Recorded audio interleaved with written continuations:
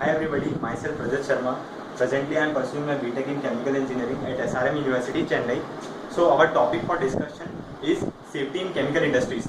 To go into the deep of that topic, first we need to motivate ourselves. What kind of motivation we need? Actually, first we need to understand the functioning of chemical industries that are being taking place around the world. There are so many chemical industries you have heard about. There are so many industries of pesticide and that are being working on a flammable material. Suppose if you have a reactor, suppose if you have a batch reactor, and in a batch reactor, what you are doing is that you are putting some kind of reactants into it and allow the reactants to react, and then you are making that product to go out of the reactant. Now, in the league of that, in the series of that events, what you need some worker who can clean that batch reactor. If you are doing such kind of things, you need to check the flammable material inside the batch reactor. Suppose if you have a reactor, very big kind of reactor. Presently what we are doing is that we are making 2 or 3% going into that reactor, and they are cleaning that reactor. We as a good company, we are always concerned about our workers. We need to take some safety measures for those workers. We need to equip those workers with some kind of vapor checking machine. You can call it as a vapor checking valve. Vapor checking machines you have to provide them. Okay, so what we have to do with that vapor checker? So first you need to check the vapor concentration at the top of the reactor, so it can measure the vapor concentration there. After that you need to check the vapor concentration at the middle of the reactor. Then you need to check the vapor concentration at the lower level of the reactor. Now you may question me why we are checking the vapor concentration at the lower level of the reactor. There are so many chances of the flammable material to get accumulated at the lower level of the reactor, because some materials have the higher density than air, so they can accumulate at the lower level of the reactor. You have provide such kind of trainings to those workers so that they can check the vapor level at the lower level of the reactor. Now you have cleaned your batch reactor. You may question what would be our next step is. We can't restrict ourselves to just chemical industries. I will recite one more incident.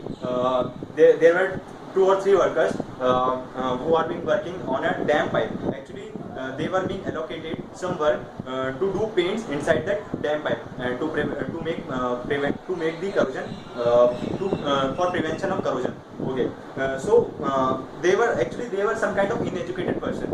They don't know much about the flammable material. So what they have done is that they took some acetone with them, so as to make a coating of acetone at the inside wall of the pipe, so as to make the paint coating better. So what they have done is that they start coating the wall of the inside wall of the dam pipe. So after some time, that acetone, or that acetone, it found some kind of ignition material, and certainly it ignited. But 2 of the workers who are being working inside of the pipe, they got stuck there.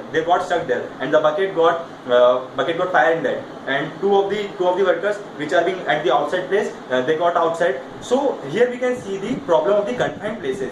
Whenever you are working in the confined region, you need to take some safety measures, and that are not being taken by those workers. And the other 2 workers that gone out. Who went outside? They called fire stations, and the fire brigade also came there. But there was actually, this was the problem of the confined space. You can't take that hose into that pipe, and you can't put that fire off. So you need to concern about those confined places. There's always been chance of the accident happening there.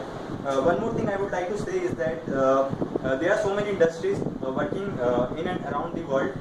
Actually, they are working with some kind. Suppose if they are working with some kind of steel or some kind of iron, or we have a sugarcane kind of industries.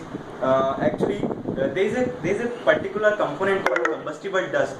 These are the very small particles that we can't see.